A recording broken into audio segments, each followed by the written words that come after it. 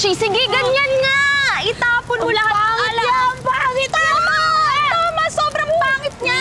Itapon mo lahat ng alaala niyo para ganun tuluyan mo na makalimutan yung manluloko mong ex. Tingnan mo naman, oh! Tapon mo na yan! Bakit? Ganyan nga!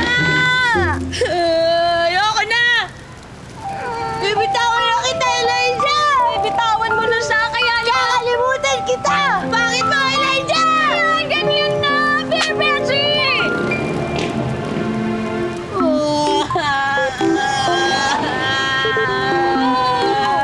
Bakit ka na naman naiiyak? Akala ko ba kakalimutan mo na yan? Wala ko mo kakalimutan. Nakatato sa kamay ko yung anniversary namin! Ipapabura natin yan, Beshi, okay?